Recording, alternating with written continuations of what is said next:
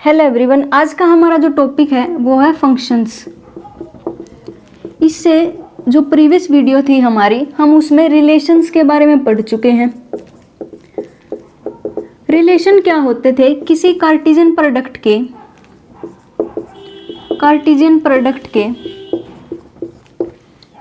Subset से क्या बनते थे? रिलेशन बनते थे।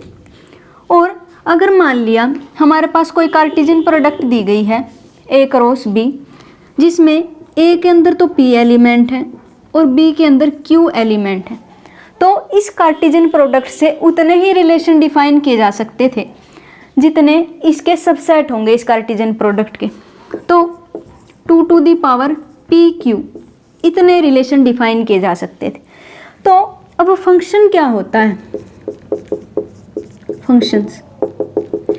फंक्शन बेसिकली क्या है? एक स्पेशल टाइप का रिलेशन होता है।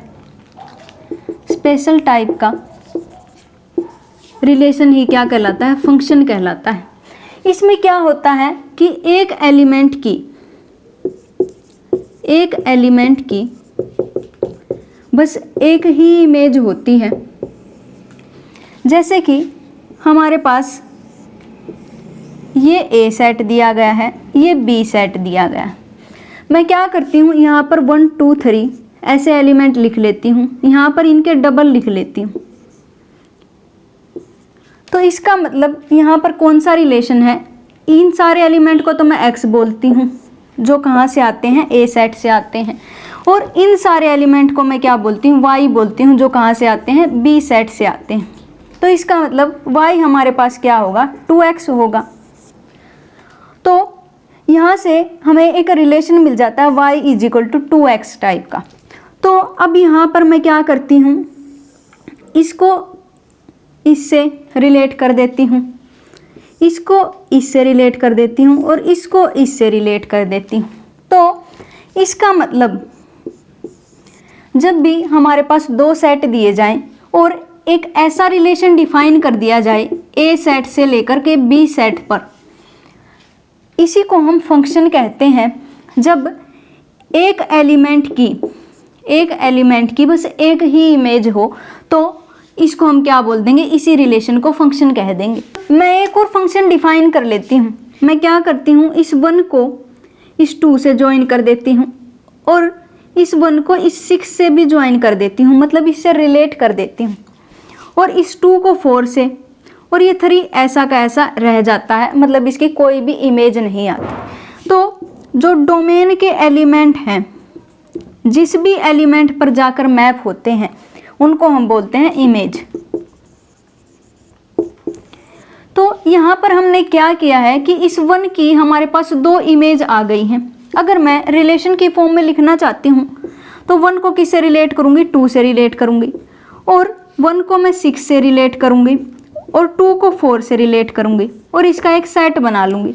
लेकिन ये सेट रिलेशन तो है लेकिन फंक्शन नहीं है, क्योंकि अगर फंक्शन बनना था इसको तो एक एलिमेंट की एक ही इमेज होनी चाहिए थी। मतलब इस सेट में जो फर्स्ट एलिमेंट है, हर एलिमेंट के वो अलग अलग होने चाहिए अगर एक एलिमेंट की अगर एक ही इमेज होगी तो। लेकिन यहाँ पर क्या है कि इस एलिमेंट में और इस एलिमेंट में पहला एलिमेंट सेम है दोनों का। इसका मतलब इन दोनों एलिमेंट्स की इमेज अलग अलग है। मतलब एक एलिमेंट की 2 इमेज मिल जाती हैं हमें, एक बार तो 2 मिल गई, एक बार 6 मिल गई। तो इसका मतलब ये फंक्शन नहीं हो सकता, क्योंकि अगर फंक्शन होता तो हर एलिमेंट की एक अलग अलग इमेज होती। मुझे नहीं मतलब 1 1 2 पे जाके मैप हो जाए, 2 2 पे जाके मैप हो जाए, 3 2 पे जाके मैप हो जाए, तो भी ये फंक्शन बना रहेगा। क्योंकि फंक्शन बनने के लिए बस एक ही कंडीशन होनी चाहिए कि इनका जो फर्स्ट एलिमेंट है वो सेम नहीं होना चाहिए किन्हीं भी 2 एलिमेंट में। अगर मैं रिलेशन बना करके एक सेट बनाती हूँ तो यहाँ ठीक है, क्योंकि 1 का इमेज क्या है? 2 है, 2 का इमेज 2 है, 3 का इमेज 2 है। मतलब इनका फर्स्ट एलिमेंट तो अलग अलग है, सेकंड एलिमेंट सेम हो चाहे ना हो मुझे कोई मतलब नहीं है, बस ये जो फर्स्ट एलिमेंट है ये सेम नहीं होना चाहिए। मतलब एक एलिमेंट की एक ही इमेज होनी चाहिए, एक एलिमेंट की एक से ज़्यादा इमेज नहीं हो सकती। वही क्या बन जाता है? हमारे पास फंक्शन बन जाता है। और फंक्शन को दिखाने का क्या तरीका है, अगर मान लिया दो सेट दिए गए हैं a एंड b, तो अगर a से b पर कोई फंक्शन डिफाइन करती हूँ तो इस तरीके से डिफाइन करती हूँ। यहाँ पर a जो कहलाता है वो तो होती है डोमेन और b कहलाता है रेंज। अलग अलग तरीके के फंक्शन होते हैं। सबसे पहले हम बात करेंगे कि रियल वैल्यूड फंक्शन क्या होते हैं। रियल वैल्यूड फंक्शन, तो अगर मान लिया f कोई a से लेकर के b पर फंक्शन दिया गया है, अगर इसकी रेंज या तो रियल नंबर का सेट हो या फिर रियल नंबर के सेट का सबसेट हो, तो इसी फंक्शन को हम क्या कहते हैं, रियल वैल्यूड फंक्शन कहते हैं। दोबारा सुन लीजिए, अगर मान लिया f a से b तक कोई भी फंक्शन दिया गया है और इसकी जो b सेट है, मतलब इसकी जो रेंज है वो या तो रियल नंबर का सेट हो या फिर रियल नंबर के सेट का कोई सबसेट हो, तो इसको हम क्या कहते हैं, रियल वैल्यूड फंक्शन कहते हैं। और रियल फंक्शन किसे कहते हैं, अगर ये वाली जो डोमेन है या तो रियल नंबर का सेट हो या फिर उसी का सबसेट हो रियल नंबर के सेट का, तो क्या बन जाएगा, ये फंक्शन रियल फंक्शन बन जाएगा। तो सबसे पहले हम बात करेंगे, एक फंक्शन होता है हमारे पास जिसकी डोमेन भी रियल नंबर होती है और जिसकी रेंज भी रियल नंबर है। मैं क्या करती हूँ, एक फंक्शन डिफाइन करती हूँ। अगर मैं यहाँ पर कोई भी x पुट करती हूँ उसकी इमेज क्या आ जाती है, x ही आ जाती है। और जहाँ पर ये वाला x तो इस रियल नंबर से बिलोंग करेगा और ये वाला x इस रियल नंबर से बिलोंग करेगा। तो इस तरीके के फंक्शन को मैं कहती हूँ आइडेंटिटी फंक्शन। आइडेंटिटी फंक्शन, और इसका ग्राफ कुछ ऐसा दिखता है। सेंटर से पास करती हुई एक स्ट्रेट लाइन होती है, ओरिजिन से पास करती हुई एक स्ट्रेट लाइन होती है। ये होता है हमारे पास आइडेंटिटी फंक्शन का ग्राफ। फिर बात आती है पॉलिनोमियल फंक्शन की। पॉलिनोमियल फंक्शन क्या होते हैं, तो सबसे पहले हमारे पास a से b पर कोई फंक्शन डिफाइन किया गया है। ऐसे डिफाइन किया गया है कि f ऑफ x किसके इक्वल हो, a naught plus a1x up to a(n)(xn)। और ये n क्या है, हमारे पास एक नॉन नेगेटिव इंटीजर होता है। ये 0 भी हो सकता है और 1 2 3 ऐसे होगा। n इज इक्वल टू -1 नहीं हो सकता, n इज इक्वल टू √2 ऐसी कोई वैल्यू नहीं ले सकता। तो और ये जो सारे के सारे ai's होते हैं वो कहाँ से आते हैं, रियल नंबर से आते हैं। और इसकी डोमेन भी रियल नंबर होती है और रेंज भी रियल नंबर होती है। तो इसी को हम कहते हैं पॉलिनोमियल फंक्शन। और अगर मैं बात करूं कि हमारे पास एक पॉलिनोमियल दिया गया है x², ये एक पॉलिनोमियल है। लेकिन अगर मैं बात करूं कि √2x 2⁻²/3 ये तो रियल नंबर से आता है, तो ये हमारे पास क्या नहीं है, एक पॉलिनोमियल नहीं है। क्योंकि अगर पॉलिनोमियल होता तो ये जो पावर होती इसकी वो कहाँ से आती, नॉन नेगेटिव इंटीजर होती। लेकिन 2/3 हमारे पास कोई भी नॉन नेगेटिव इंटीजर नहीं है जो 2/3 होता है, तो इसका मतलब ये कोई पॉलिनोमियल फंक्शन नहीं बनेगा। अगर मान लिया f ऑफ x² हमारे पास पॉलिनोमियल फंक्शन है तो इसका ग्राफ कुछ पैराबोला टाइप का बनता है। और इसी तरीके से x³ ऐसा होता है तो इसका ग्राफ कुछ ऐसा बनता है। तो अलग अलग जो फंक्शन होते हैं पॉलिनोमियल के, उनके ग्राफ अलग अलग बनते हैं। तो अब बात करते हैं कि रैशनल फंक्शन क्या होते हैं। रैशनल फंक्शन, रैशनल में कौन वर्ड डोमिनेट करता है, रेशियो वर्ड डोमिनेट करता है, मतलब रेशियो से रिलेटेड कुछ होगा। तो एक ऐसा फंक्शन जो f of x upon g of x की फॉर्म का होता है, जहाँ पर ये x जहाँ से आता है, x मैं मान लेती हूँ कि रियल नंबर से आता है, तो उस x की वैल्यू के लिए g ऑफ x 0 नहीं हो सकता। एक एग्जांपल लेते हैं, जैसे कि 1/x है। अगर x की जगह मैं 0 पुट कर देती हूँ तो ये g ऑफ x 0 हो जाता है। तो इसका मतलब इसका डोमेन पूरा का पूरा रियल नंबर ना हो करके कौन बनेगा, रियल नंबर में से मैं कौन माइनस कर दूंगी, 0 एलिमेंट को माइनस कर दूंगी, वहीं इसकी क्या बन जाएगी, डोमेन बन जाएगी। तो ये होते हैं हमारे पास रैशनल फंक्शंस। अब कुछ स्पेशल टाइप के फंक्शन होते हैं। सबसे पहला फंक्शन होता है हमारे पास मॉडुलस फंक्शन। मॉडुलस फंक्शन, इसकी जो डोमेन होती है वो भी रियल नंबर होती है और रेंज भी क्या होती है, रियल नंबर ही होती है। जैसे कि हमारे पास, हम इसको ऐसे डिफाइन भी कर सकते हैं और इसको ऐसे भी डिफाइन किया जाता है। x वैल्यू होगी इसकी जब x ग्रेटर देन 0 होगा, इक्वल टू 0 होगा, और माइनस x वैल्यू होगी जब x 0 से छोटा होगा। इसको हम बोलते हैं मॉडुलस फंक्शन। और मॉडुलस फंक्शन का ग्राफ कैसा दिखाई देता है, ऐसा कुछ दिखाई देता है।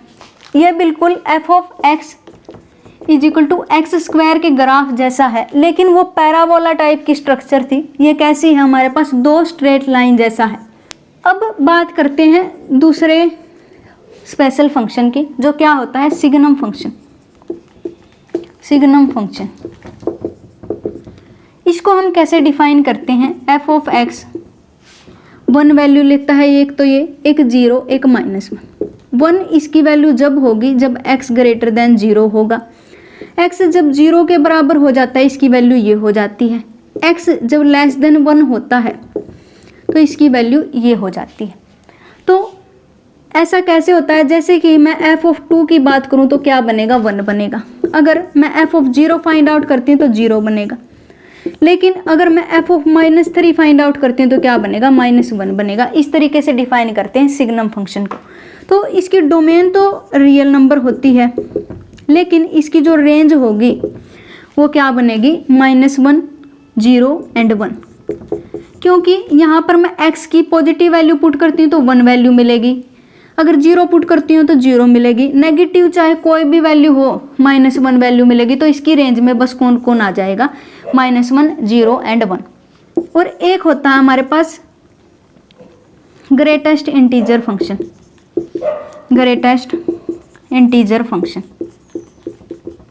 इसको हम कैसे डिफाइन करते हैं, ऐसे डिफाइन करते हैं। इसमें क्या होता है, जैसे कि मैं 0.5 की वैल्यू फाइंड आउट करना चाहती हूँ तो क्या होगा, इसमें उल्टा होता है। ग्रेटेस्ट इंटीजर में 0.5 है तो इसकी वैल्यू 0 बनेगी। अगर मैं 1.7 की बात करती हूँ तो 1 बनेगी। तो इस तरीके से जो भी यहाँ पर वैल्यू दी गई है उससे छोटी वैल्यू अज्यूम करता है, और छोटी वैल्यू भी कौन सी, जो एक इंटीजर हो। इससे छोटी वैल्यू तो वैसे 0.4 है, लेकिन ये वो नियरेस्ट वैल्यू अज्यूम करता है जो इस नंबर से छोटी हो और कौन सी हो, इंटीजर हो। तो इसका मतलब इंटीजर कौन है, 0 है। तो इसका मतलब ये होता है हमारे पास ग्रेटेस्ट इंटीजर फंक्शन। अब हम बात करेंगे कि अलजेब्रा ऑफ फंक्शन क्या होता है। अलजेब्रा ऑफ फंक्शन, अलजेब्रा में हमारे पास आते हैं ऑपरेशन। पहला होता है एडिशन का, दूसरा है सब्ट्रैक्शन का, तीसरा है multiplication bye scalar, multiplication bye scalar, और फोर्थ बनेगा हमारे पास मल्टीप्लिकेशन, और फिफ्थ होता है हमारे पास कोशेंट। तो मैं मान लेती हूँ कि f हमारे पास एक फंक्शन है जो किसी x सेट से r सेट पर डिफाइंड है, और g कोई भी फंक्शन है जो x सेट से r सेट पर डिफाइन है। तो इसके एडिशन को कुछ मैं ऐसे डिफाइन करती हूँ, f of x plus g of x। अगर मैं इसके सब्ट्रैक्शन की बात करूँ तो यहाँ पर क्या हो जाएगा, f minus g into x is equal to f of x minus g of x। अगर मैं किसी स्केलर से मल्टीप्लिकेशन की बात करती हूँ तो रियल नंबर से मैं कोई भी c एलिमेंट उठा लेती हूँ और कुछ ऐसे डिफाइन करती हूँ इसको, जहाँ पर ये x वहाँ से आएगा जो हमने इस x को माना है, मतलब ये जो डोमेन हमने लेकर रखी है, चाहे तो नेचुरल नंबर की हो, रियल नंबर की हो, हमें नहीं पता, ये इस डोमेन से आएगा ये x। अब बात करते हैं कि मल्टीप्लिकेशन कैसे डिफाइन करेंगे। f of g into x कैसे डिफाइन करेंगे, f of x into g of x. और कोशेंट क्या होता है, f of x upon g of x, जहाँ पर x की वैल्यू के लिए ये जी ऑफ एक्स कभी भी जीरो नहीं हो सकता, ये हमेशा कैसा रहेगा, नॉन जीरो रहेगा। तो यही थी हमारी आज की वीडियो जिसमें हमने फंक्शंस की बात की। मिलते हैं नेक्स्ट वीडियो में जिसमें हम ट्रिग्नोमेट्रिक फंक्शंस के बारे में पढ़ेंगे। तब तक के लिए stay connected, have a nice day, thank you.